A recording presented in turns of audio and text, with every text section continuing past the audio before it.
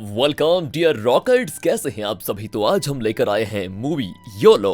दोस्तों, आज की मूवी आपको सिखाएगी कि जिंदगी में कैसा भी मोड़ क्यों ना आ जाए, कितनी भी परेशानियां क्यों ना आ जाएं, उन परेशानियों से आप हिम्मत भी क्यों ना हार जाएं, लेकिन तब भी कोई ना कोई रास्ता जरूर होता है जो आपको जीने की उम्मीद देता है, अपने सफर को पूरा करने की हिम्मत देता है। वो रास्ता हमें तलाश करना होता है। ऐसी ही कहानी इस मूवी में दिखाई गई है, जहां मैरी नाम की लड़की जो थोड़ी सी मोटी होने की वजह से दुनिया की नजरों में एक मजाक बनकर रह गई है, यहाँ तक कि उसके अपने भी उसे परेशान करते हैं। इन सब से तंग आकर मैरी एक पल तो खुद की जान देने का फैसला कर लेती है, लेकिन तब उसकी जिंदगी में एक ऐसा मोड़ आता है कि वो फैसला लेती है कुछ ऐसा जो उसकी जिंदगी को पूरी तरह बदल देता है। बड़ी प्यारी कहानी है दोस्तों, अंत तक जरूर देखिएगा, आपको मजा आएगा। तो मूवी की शुरुआत में मैरी नाम की लड़की को दिखाते हैं जिसकी एज है 32 साल, लेकिन अभी तक उसकी शादी नहीं हुई है। यहाँ तक कि वो नौकरी पे भी नहीं जाती। हालांकि वो जाना तो चाहती है, पर जहाँ भी जाती है ना, मोटी होने की वजह से उसे बुली किया जाता है। इसलिए मैरी पूरी तरह से अब घर पे बैठ चुकी है। कभी मन हुआ तो घर के बाहर चली गई, वरना सारा का सारा दिन खाना और घर पे पड़े रहना, बस यही उसका काम है। उसकी ऐसी हरकत से मैरी की माँ और उसकी बहन जूलिया बड़े परेशान रहते हैं। सोचते हैं कि अगर ऐसा ही रहा तो मैरी हमेशा हमारे ऊपर बोझ बनकर रह जाएगी। घर पे मैरी की कजन अना भी होती है। अना एक जर्नलिस्ट है और टीवी शोज में काम करती रहती है। हाल ही में उसकी कंपनी ने एक नया टीवी शो लॉन्च किया है जिसमें जॉबलेस लोगों को लाकर उनका इंटरव्यू किया जाता है। वहां वो इंसान आकर अपने बारे में सब कुछ टीवी पर बता देता है। तो अगर उस शो को देखकर किसी कंपनी को उसमें इंटरेस्ट आ गया तो वो उसे तुरंत हायर कर लेते हैं। इसीलिए अना चाहती है कि वो मैरी को भी उस शो में लेकर जाए, ताकि हो सकता है कि इससे मैरी को अच्छी जॉब मिल जाए। मैरी शुरुआत में तो मान जाती है, लेकिन जब अना शो के लिए रिकॉर्डिंग शुरू करती है और मैरी और उसकी माँ को थोड़ा ड्रामा क्रिएट करने को कहती है, जैसे कि मेरे पास इतनी परेशानी है, ठीक से 2 वक्त की रोटी नहीं मिल पा रही है, वगैरह वगैरह, ताकि इस तरह की परेशानियों को देखकर, इस तरह का ड्रामा देखकर ऑडियंस को भी शो में मजा आने लग जाए। यही तो करते हैं दोस्तों सारे रियलिटी शोज वाले। ये सुनकर मैरी रिकॉर्डिंग बंद करवा देती कि नहीं, मुझे नहीं करवानी कोई रिकॉर्डिंग और ना ही मुझे कोई काम करना है, इसलिए आप लोग प्लीज मुझे डिस्टर्ब करना बंद कर दो। मैरी की माँ और जूलिया मैरी को बहुत समझाते हैं, लेकिन वो उनकी एक नहीं सुनती और इसमें बस उनकी बहस हो जाती है। इसलिए मैरी गुस्से में घर से बाहर निकल जाती है और सारा दिन बाहर रहती है। अब बाहर आने के बाद मैरी अपनी दोस्त और अपने बॉयफ्रेंड को कॉल करके रेस्टोरेंट में मिलने के लिए बुलाती है, ताकि थोड़ा मूड फ्रेश हो जाए। लेकिन हम देख पाते हैं कि मैरी की दोस्त और उसका बॉयफ्रेंड एक साथ है, बेड पर मौजूद, यानी कि मैरी का बॉयफ्रेंड उसको चीट कर रहा है। इस चीज से बेचारी मैरी बिल्कुल अनजान है। उसके बाद तीनों रेस्टोरेंट में आकर मिल जाते हैं। मैरी के बॉयफ्रेंड को ये बिल्कुल बढ़िया मौका लगता है, इसीलिए वो मैरी से साफ साफ कह देता है कि देखो, मैं आज तुमसे ब्रेकअप करना चाहता हूँ, क्योंकि मैं तुम्हारी दोस्त को पसंद करता हूँ और हम दोनों अगले महीने शादी भी करने वाले हैं। बेचारी मैरी यहाँ दोनों के साथ बैठकर बात करने के लिए आई थी ताकि अपना मन हल्का कर पाए, लेकिन यहाँ तो उससे ही बड़ा झटका लग गया। मैरी की दोस्त उससे कहती है, देखो मैं जानती हूँ तुम्हारे साथ हमने सही नहीं किया, लेकिन प्लीज तुम बुरा ना मानो, हमारी शादी में जरूर आना, वरना लोग कहेंगे कि मैं अच्छी लड़की नहीं हूँ, अपनी दोस्त का बॉयफ्रेंड छीन लिया, ऐसा कहेंगे वो। ये सुनकर मैरी को इतना गुस्सा आता है कि बस उसका बस चले तो वो दोनों को खूब मार डाले, लेकिन वो अपनी दोस्त को ये कहकर चली जाती है कि भाड़ में जाओ यहाँ से। दूसरी तरफ जूलिया अपनी माँ से कहती है कि माँ, आपको तो पता ही होगा कि मेरा डिवोर्स हो चुका है और मेरी बेटी की जिम्मेदारी मेरे ऊपर आ गई है। मेरा पति खर्चा देने को तैयार नहीं है, तो मैं सोच रही थी कि मैं मैरी से बात करूं। दादाजी ने उसके नाम एक घर किया था, अगर वो घर मैरी मेरे नाम कर दे तो इससे मेरी बेटी का फ्यूचर अच्छा हो जाएगा, वरना मेरे पास तो इतने पैसे तक नहीं है जिससे मैं अपनी बेटी की फी भर पाऊं। इसके लिए मैरी की माँ बिना सवाल उठाए तुरंत मान जाती है कि बेटा तुम चिंता मत करो, मैं मैरी को मनवा लूंगी। इसके बाद जब सभी लंच करने टेबल पर आकर बैठते हैं तो मैरी की माँ उससे घर के बारे में पूछती है कि बेटा, जूलिया की बेटी तुम्हारी भी बेटी की तरह है, तो उसके फ्यूचर के लिए तुम्हें भी सोचना होगा और उसके लिए तुम वो घर उसके नाम कर सकती हो। मैरी कहती है, हाँ उसके लिए तो मैं कुछ भी कर सकती हूँ, लेकिन कभी आपने जूलिया से पूछा कि उसका डिवोर्स क्यों हुआ था? पति को छोड़कर दूसरों से चक्कर चलाएगी तो यही तो हाल होगा, और इसकी बेटी भी इसके पति की नहीं है, लेकिन फिर भी मैं उसकी बेटी को अपना मानती हूँ और उसके लिए मैं अपना घर जूलिया के नाम करने के लिए तैयार हूँ। माँ, ये सुनकर जूलिया को गुस्सा आ जाता है कि तुम मेरे कैरेक्टर पे सवाल उठा रही हो। एक तो बड़ी बहन होकर सारा का सारा दिन घर पे पड़ी रहती हो और आज तक कभी 1 रुपया तक नहीं कमाया तुमने। छोटी बहन होकर मैं घर की जिम्मेदारियां संभाल रही हूँ और उल्टा तुम मुझे कैरेक्टर लेस बोल रही हो। और ये बहस इतनी बढ़ जाती है कि दोनों आपस में ही लड़ने लगते हैं। इसलिए मैरी अब हमेशा हमेशा के लिए अपना सामान पैक करके अपना सूटकेस लेकर घर से चली जाती है। अब गुस्से में घर से निकलना तो आसान होता है, लेकिन बाहर मैनेज करना उतना ही मुश्किल। मैरी एक छोटा सा कमरा किराए पर लेने का सोचती है, लेकिन वही है ना, किराया बहुत ज्यादा होता है, उसके पास उतने पैसे नहीं होते कि किराया भर पाए, तभी उसकी माँ उसे कुछ पैसे सेंड कर देती है, क्योंकि उन्हें पता था कि मैरी खुद तो मांगेगी नहीं, लेकिन जरूरत तो उसको है ही। इसलिए मैरी उन पैसों से एक रूम किराए पर ले लेती है और खर्चे के लिए एक रेस्टोरेंट में वेट्रेस की नौकरी के लिए अप्लाई कर देती है, जो नौकरी उसे मिल भी जाती है। लेकिन रेस्टोरेंट का मालिक बड़ा ही ठरके किस्म का बंदा है। वो बाकी वेट्रेस को गलत तरीके से छूने की कोशिश करता है, लेकिन मैरी को जल्द से जल्द जॉब चाहिए थी और इसके अलावा उसके पास कोई चारा नहीं था, तो वो वेट्रेस की नौकरी के लिए हामी भर देती है। ऐसे ही एक दिन की बात है जब रेस्टोरेंट का मालिक मैरी को उसकी कार में सिगरेट लाने के लिए भेजता है, तो वो गलती से गाड़ी की हेडलाइट चालू कर देती है, जिस वजह से अंधेरे में सुसु कर रहा थॉमस नाम का बंदा अपनी सुसु ही रोक लेता है कि यार ये कार वाला तो सबके सामने मेरी बेइज्जती कर रहा है। वो कार वाले को चिल्लाने लगता है, पर लड़की को देखकर चुप हो जाता है। मैरी कहती है कि माफ करना, गलती से लाइट चालू हो गई थी, मैं इसको ठीक कर देती हूँ। इसलिए थॉमस भी चला जाता है, पर जाते जाते वो अपना ग्लव वहीं पर छोड़ जाता है, क्योंकि असल में थॉमस एक बॉक्सिंग कोच है। वो जिम के अंदर लोगों को बॉक्सिंग करना सिखाता है। इसलिए मैरी वो ग्लव देने थॉमस के जिम पहुंच जाती है। अपने ग्लव पाकर थॉमस मैरी का शुक्रिया अदा भी करता है। साथ ही वो उससे ये भी पूछता है कि क्या तुम्हें बॉक्सिंग पसंद है, जिस पर मैरी हाँ में जवाब देती है, जबकि उसे बॉक्सिंग का बी भी नहीं आता। थॉमस उसको अपने वी चैट ग्रुप में शामिल कर लेता है, जो कि व्हाट्सएप की तरह एक ऐप है दोस्तों, ताकि कभी अगर मैरी का मन करे तो वो उसके पास सीखने आ सकती है। अब अगले सीन में जिम का मालिक सभी कोच को चिल्ला रहा होता है कि हमारी मेंबरशिप लोग खरीद नहीं रहे हैं, अगर ऐसा ही रहा तो हमारा जिम कैसे चलेगा, बंद पड़ जाएगा। इसलिए मैंने कल एक प्रोग्राम रखा हुआ है, उस प्रोग्राम में कई लोग आएंगे और कल आप सभी कोचों का काम यह होगा कि उन सभी को मनाना होगा कि वो हमारी मेंबरशिप ले ले। ये सुनकर थॉमस को बड़ा गुस्सा आता है कि यार मैं कोच बनकर अपॉइंट हुआ था, इसने तो सेल्समैन बनाकर रख दिया। बताओ कोच को मेंबरशिप सेल करने को बोल रहा है, लेकिन खैर कर भी क्या सकता था, वो मना करने पर उसकी नौकरी चली जाती ना,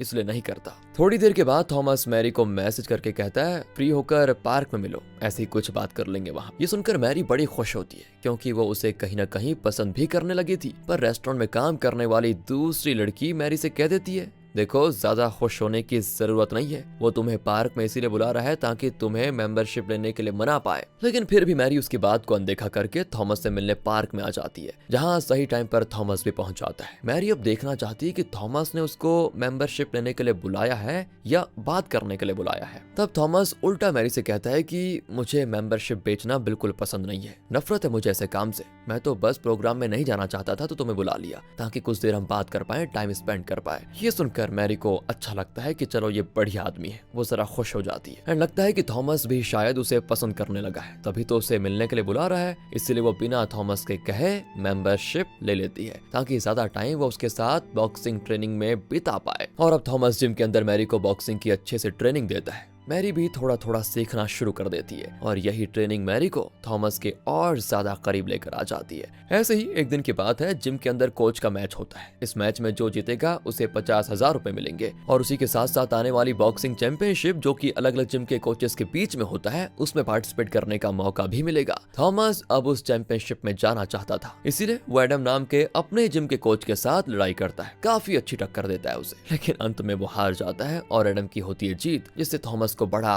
गुस्सा और थोड़ा उदास हो जाता है। वो इस उदासी में वो बोतल की बोतल शराब पी लेता है। तब मैरी उसे समझाती है कि देखो ऐसे पीने से कुछ नहीं होगा, हार जीत तो चलती रहती है। थॉमस कहता है तुम्हें पता है एडम को सिर्फ ये 50,000 चाहिए थे, इसीलिए उसने मेरे साथ जीतने में जान लगा दी, लेकिन वो चैंपियनशिप में बिल्कुल भी जाना नहीं चाहता। लेकिन मेरा क्या, मुझे 50,000 रुपए नहीं चाहिए, मैं तो बस चैंपियनशिप का हिस्सा बनना चाहता था, लेकिन देखो मेरा सपना टूट कर रह गया। मैरी से थॉमस की ये हालत देखी नहीं जाती, इसीलिए वो एडम से बात करना चाहती है और 2 महीने की एडवांस सैलरी एडम को देकर कह देती है कि तुम्हें पैसे चाहिए ना, ये 50,000 से ज्यादा है, तुम जिम के मालिक से कहो कि तुम चैंपियनशिप में नहीं जाओगे तो तुम्हारी जगह थॉमस को सिलेक्ट कर ले। ये सुनकर एडम खुश हो जाता है कि वाह मेरा काम भी हो गया और पैसे भी मिल गए, तो वो खुद के नाम की जगह थॉमस का नाम चैंपियनशिप के लिए भेज देता है। थॉमस को भी बड़ा चैन आता है ये सुनकर, लेकिन उसे इस बात की बिल्कुल भी भनक नहीं होती कि इसके पीछे मैरी का हाथ है, क्योंकि उसने बिना थॉमस को बताए एडवांस सैलरी एडम को दे दी थी। लेकिन थॉमस को खुश देखकर मैरी भी बड़ी खुश होती है, ऐसा लग रहा होता है कि दोनों एक दूसरे को बड़े पसंद करने लगे हैं। अब अगले सीन में दिखाते हैं तो थॉमस से चैंपियनशिप में जो बंदा लड़ने के लिए आएगा ना,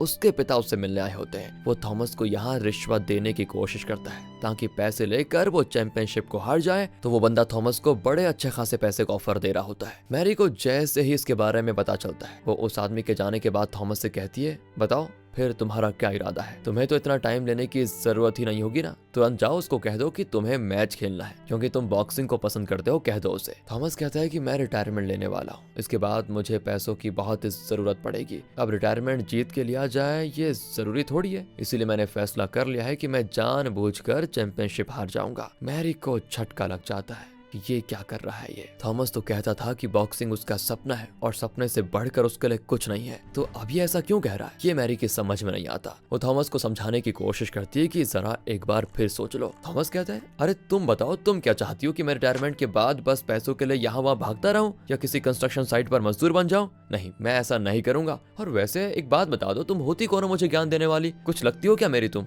सिर्फ जिम की एक मेंबर हो मेरी और कुछ भी नहीं। तो एक काम करो, अपनी हद में रहो, ज्यादा आगे बढ़ने की जरूरत ही नहीं है। ये क्या कह गया भाई ये सुनकर मैरी का दिल टूट जाता है कि यार मैं तो थॉमस से प्यार करने लगी थी और थॉमस भी पहले उससे ऐसे पेश आया था जैसे वो उससे प्यार करता है, लेकिन आज उसने बता दिया कि वो तो बस मैरी के साथ टाइम पास कर रहा था। बेचारी मैरी घर और दोस्तों से धोखा खाकर परेशान तो थी, थॉमस ने भी उसके साथ वही कर दिया। बड़ी बेकार किस्मत है बेचारी की। लेकिन दोस्तों, जब थॉमस चैंपियनशिप लड़ने जाता है और जिससे हारने के लिए उसने पैसे लिए थे उससे वो कह देता है कि सुनो, मैं शुरुआत के 2 राउंड अच्छे से खेलूंगा, बाद के राउंड्स में मैं कमजोर पड़ जाऊंगा ताकि किसी को शक ना हो। लेकिन पहले राउंड में थॉमस सामने वाले बंदे को ऐसे पंच करता है कि वो पहले राउंड में बेहोश और दूसरा राउंड खेलने के लायक ही नहीं बचता। थॉमस सदमे में चला जाता है कि ये क्या हो गया, गए मेरे पैसे। मुझे क्या पता था कि ऐसा कुपोषण के शिकार प्लेयर को भेजेंगे ये। अगले सीन में मैरी जैसे रेस्टोरेंट आती है, रेस्टोरेंट का मालिक उसे गलत तरीके से छूने की कोशिश करता है। मैरी बिल्कुल गुस्से में थी पहले से, तो वो एक घसीट कर उसे पंच मार देती है और वो एक ही पंच में हॉस्पिटलाइज्ड। इस चीज से मैरी को भी जेल जाना पड़ जाता है, लेकिन अना उसकी जमानत करवा देती है। लेकिन इससे होगा ये कि मैरी दोबारा रेस्टोरेंट नहीं जा पाएगी और अब उसे कोई दूसरी नौकरी ढूंढनी पड़ेगी। अना उसे दोबारा मनाने की कोशिश करती है कि आ जाओ मेरे शो में, वादा करती हूँ तुम्हारी जिंदगी की नई शुरुआत होगी। और तब ना चाहते हुए भी मैरी इसके लिए मान जाती है। अब स्टेज पर जाने से पहले अना एक एयरपीस मैरी को देती है। एयरपीस दोस्तों कान में लगा देते हैं ताकि कंट्रोल रूम से उसको संकेत कर पाए कि अब क्या कहना है क्या नहीं। मतलब कभी कुछ ऐसा सवाल आ जाए जो मैरी ना दे पाए तो अना उसकी हेल्प करेगी। हर न्यूज रूम में दोस्तों ऐसा ही होता है, एक पीसी रूम होता है, वहां से सारी चीजें कंट्रोल की जाती है। अब वो मैरी से पूछते हैं कि तुमने जॉब के लिए कभी ट्राई क्यों नहीं किया या फिर नहीं किया। इस तरह के कई सवाल करते हैं। मैरी डरते डरते ही सही लेकिन सारे सवालों के जवाब दे रही होती है। सब कुछ बढ़िया चल रहा होता है, लेकिन तभी स्क्रीन पर वो वीडियो चला दी जाती है जब पहली बार अना मैरी के घर पर रिकॉर्डिंग के लिए आई थी। और आपको याद होगा तब उसकी और उसकी माँ के बीच बहस हो गई थी। इस चीज को देखकर सारे लोग मैरी को बुरा भला कहने लग जाते हैं कि ये कैसा तरीका अपनी माँ से बात करने का, ये तो बिल्कुल गलत बात है। मैरी तो खुद का वीडियो देखकर हैरान थी क्योंकि वो वीडियो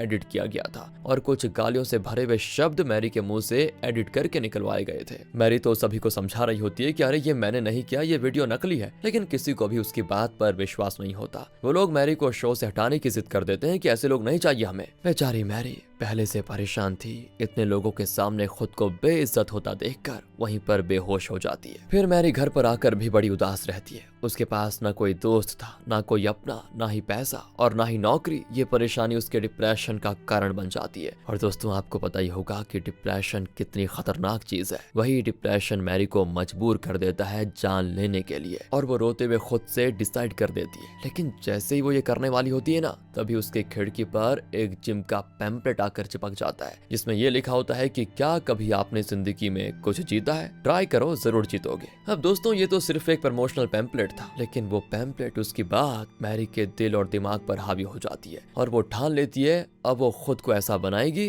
जिसको देखकर दुनिया दंग रह जाएगी। आज तक देखें तो जिंदगी में उसने सब कुछ हारा है, लेकिन इस बार वो जीत कर दिखाएगी। बहुत कर लिया दुनिया ने उसका इस्तेमाल, उसका मजाक बहुत उड़ा लिया, लेकिन अब और नहीं। इसीलिए मैरी एक जिम की मेंबरशिप लेती है जो उसे जिम के साथ साथ बॉक्सिंग भी सिखाएंगे। मैरी की एज और उसका वेट देखकर जिम वाले भी हैरान होते हैं कि हिम्मत तो काफी ज्यादा है इसके अंदर, इतना वेट होने के बावजूद भी बॉक्सिंग सीखना चाहती है। जिसके बाद से मैरी दुनिया से बिल्कुल नाता तोड़कर जिम और बॉक्सिंग को ही अपना सब कुछ यानी कि दुनिया बना लेती है। और दोस्तों हम जानते हैं जिस चीज को पाने की जिद हद से बढ़ जाए तो इंसान पूरी जान झोंक देता है उसे हासिल करने में। ऐसा ही मैरी के साथ भी होता है। उसकी इंटेंस मेहनत और बॉक्सिंग की प्रैक्टिस उसे फिट बनाने के रास्ते में लेकर जाती है। मैरी चाहती थी कि आने वाले वीमेन बॉक्सिंग चैंपियनशिप में जिम की तरफ से उसको भेजा जाए, लेकिन जिम वालों ने रूल्स बनाकर रखा हुआ था। उन रूल्स को फुलफिल करने के बाद ही चैंपियनशिप में पार्टिसिपेट करने का मौका मिलता है। इसीलिए मैरी काफी मेहनत करती है, अपना वेट कम करने की कोशिश करती है, क्योंकि चैंपियनशिप और उसके सपने के बीच में सिर्फ उसका वेट ही रास्ते की रुकावट था। पर मैरी हिम्मत नहीं हारती और पूरा साल एक्सरसाइज तीनों टाइम एक्सरसाइज कर करके 50 केजी तक वेट कम कर लेती है, जिस वजह से जहां वो पहले मोटी हुआ करती थी अब एकदम सुंदर, फिट और बिल्कुल खिलाड़ियों जैसी लगती है। कोई देखकर पहचान नहीं पाएगा कि ये वही मैरी है जो कुछ टाइम पहले ऐसी मोटी थी। अब ऐसे ही एक दिन इसी साल के चैंपियनशिप में मैरी के जिम से जिस प्लेयर को भेजा जाना था उसे चोट लग जाती है, इसलिए जिम वाले बड़े परेशान होते हैं कि किसको भेजें। तो मैरी कहती है मैं चैंपियनशिप में जाने के लिए तैयार हूँ, आप मुझे भेज सकते हो। पर कोच बताता है कि नहीं, तुम हाल ही में क्वालिफाई हुई हो चैंपियनशिप खेलने के लिए, अभी तक तुमने चैंपियनशिप खेला नहीं है, इस बार का रूल भी थोड़ा अलग है, एक ही राउंड होगा, वो भी एकदम प्रो प्लेयर के साथ, तो क्या तुम कर पाओगी? मैरी भी जज्बे के साथ कहती है कि हाँ मैं कर लूंगी, क्योंकि ऐसा मौका मुझे दोबारा कभी नहीं मिलेगा, इसलिए मुझे खुद को साबित करने का बस एक मौका चाहिए। ये सुनकर कोच और बाकी जिम वाले भी मान जाते हैं। अगले सीन में मैरी जब बाजार में होती है तो उसे थॉमस दिखाई देता है, जो मैरी को देखकर बिल्कुल हैरान, लेकिन वहां से फटाफट भागना शुरू कर देता है, क्योंकि उसे पता था कि उसने मैरी को धोखा दिया था पहले, और अगर अभी मैरी ने उसको देख लिया तो वो जरूर उसे मारेगी। लेकिन मैरी उसे कुछ कहती नहीं, बल्कि उसे तो थॉमस पर तरस आ रहा होता है, तरस, क्योंकि दोस्तों थॉमस अब बन चुका है कंस्ट्रक्शन वर्कर, जो कि वो कभी बनना नहीं चाहता था। अगर वो मैरी को धोखा नहीं देता और उसकी बात मान लेता तो शायद उसकी जिंदगी आज कुछ और ही होती। मैरी पुरानी बातें नहीं करती, पर थॉमस से इतना जरूर कहती है, अगले हफ्ते मेरा मैच है, अगर दिल हो तो मैच देखने जरूर आना। थॉमस तो हैरान हो जाता है कि बड़ी अच्छी बात है, मैरी भी अब एक प्लेयर बन चुकी है, पहचान में भी नहीं आ रही है। दोस्तों थॉमस को देखकर साफ लग रहा है कि उसके अंदर पछतावा है मैरी के साथ ऐसा करने का जो उसने किया, लेकिन हिम्मत नहीं है उसके अंदर कि वो माफी मांग पाए। और अब देखते देखते वो दिन भी आ जाता है जिस दिन मैरी का मैच था। वो पूरी तरह से तैयार होकर रिंग के अंदर चली जाती है, जहां सामने लगे कांच के ऊपर उसे उसका रिफ्लेक्शन दिखाई देता है। रिफ्लेक्शन के अंदर वो अपना पुराना रूप को देख रही होती है, जो जिंदगी से हार चुकी थी वो मैरी। लेकिन अब नई मैरी के पास जिंदगी को जीतने का एक लक्ष्य है। रिफ्लेक्शन वाली मैरी नई मैरी को बेस्ट ऑफ लक कहती है, उसके मैच के लिए और किसके लिए। और इस चीज को देखकर मैरी को ऐसा लगता है कि आज जिंदगी में उसने सब कुछ हासिल कर लिया। हालांकि अभी तक चैंपियनशिप नहीं जीती है उसने, लेकिन आज वो जिस मुकाम पर है इसकी उसने कभी कल्पना भी नहीं की थी। मैरी का मैच देखने उसके परिवार के लोग आते हैं, थॉमस भी आया होता है, लेकिन मैरी का जिसके साथ मैच होता है वो टोटल 5 बार चैंपियनशिप जीत चुकी है। उसका विन रेशियो भी 10 में से 8 है, यानी कि हर 10 साल में वो 8 बार जीतती है। इसी वजह से कोच ने मैरी को ये राउंड खेलने से मना किया होता है, क्योंकि वो पहली बार चैंपियनशिप में आई है और पहला ही मुकाबला एक चैंपियन प्लेयर से हो तो दिक्कत हो सकती है। कोच मैरी से कहता है कि देखो तुम ऑलरेडी एक सब्स्टिट्यूट प्लेयर हो, तो जब भी ऐसा लगे कि तुम्हारी हिम्मत जवाब दे रही है तो इशारा कर देना, मैच रुकवा देंगे। मैरी कहती है कि कोच ऐसी नौबत आएगी नहीं, मैं ये मैच जरूर जीतूंगी। और अब मैरी का मैच शुरू कर दिया जाता है। जाहिर सी बात है सामने वाली लड़की प्रो है, तो वो मैरी को एक पंच तक मारने का मौका नहीं देती और बहुत ही बुरी तरीके से मैरी की धुलाई कर देती है। मैरी के मुंह से खून तक निकलता है, लेकिन अभी तक उसने हिम्मत नहीं हारी होती है। वो दोबारा से उठती है, दोबारा से लड़ती है। आगे के कुछ और राउंड्स में भी मैरी मार ही खाती है। सारे मौजूद लोग उससे कह रहे होते हैं कि अरे आउट हो जाओ वरना गहरी चोट लग जाएगी, पर मैरी सभी की बातों को इग्नोर करके अभी तक अपने अपोनेंट से लड़ रही थी। लेकिन अब तक उसने कुछ भी ढंग के अटैक्स उस पर नहीं किए थे, और इस बार उसकी अपोनेंट उसे ऐसा पंच कर देती है कि सभी को लगता है कि मैरी बेहोश। इस चीज को देखकर मैरी की माँ, जूलिया, थॉमस सभी को बड़ा बुरा लगता है, और आज उन्हें एहसास हो रहा था कि आज तक जो भी उन्होंने मैरी के साथ किया बहुत ही गलत किया। इसके बाद हमें कुछ पुराने सीन्स दिखाए जाते हैं जिसमें मैरी ने जूलिया के नाम पर घर को साइन कर दिया था। उसी के साथ साथ अपनी दोस्त की शादी भी वो अटेंड करने गई थी, और अना जिसने उसे शो पर बुलाया था वो किसी सिंपैथी के लिए नहीं, बल्कि वो तो अपने टीवी शो की टीआरपी बढ़ाना चाहती थी। उसी ने वीडियो एडिट किया था ताकि सामने से मैरी की बेइज्जती हो जाए, और ईयरपीस के जरिए मैरी ने उसकी सारी बातें सुन ली थी। मानना पड़ेगा दोस्तों, इतनी अच्छी लड़की के साथ आखिर कोई ऐसा कैसे कर सकता है। यही वजह थी कि मैरी ने दुनिया को छोड़कर जिम और बॉक्सिंग को अपना लिया, जिससे उसे जीने की इच्छा आई। और अगर मैरी आज हार भी क्यों ना जाए तो वो जिंदगी तो ऑलरेडी जीत चुकी है, क्योंकि उसने हर उस इंसान को एहसास दिला दिया जिसने भी उसके साथ गलत किया था। इसके बाद मैरी हिम्मत करके दोबारा मैच खेलती है, लेकिन वो ये राउंड हार जाती है। पर कोच मैरी से कहते हैं कि आज तुम्हें यहाँ पर ऐसा लड़ता हुआ देखकर हमें बहुत प्राउड महसूस हुआ। आज तक कभी किसी नए बंदे ने किसी चैंपियन को इतनी देर तक टक्कर नहीं दी, और ये काम तुमने कर दिखाया। मैरी दोस्तों यहाँ पर हार कर भी खुश थी कि चलो इस बार नहीं तो क्या हुआ, अगली बार जरूर जीतूंगी। इतना कहकर वो अपनी बॉक्सिंग की प्रैक्टिस को फिर से चालू कर देती है और जीत की ओर बढ़ती है। ये पहला सीन था जहां मैरी पहली बार इतनी खुश दिखाई दी। इसी सीन के साथ दोस्तों ये कमाल की मूवी यहाँ पर खत्म हो जाती है। मूवी के एंड क्रेडिट सीन में हमें मैरी को दिखाया जाता है जिसने रियलिटी में खुद के वेट को कम किया। जब मोटी मैरी को हमने देखा ना तो वो कोई एडिटिंग वगैरह का कमाल नहीं था, बल्कि मैरी ने मूवी के लिए खुद का वेट बढ़ाया और दोबारा मेहनत करके खुद को फिट बनाया। आना पड़ेगा दोस्तों। बाकी आपके क्या विचार हैं, कमेंट्स आपका इंतजार कर रहे हैं। मिलते हैं आपसे अगली वीडियो में। ध्यान रखेगा अपना। Thanks for watching.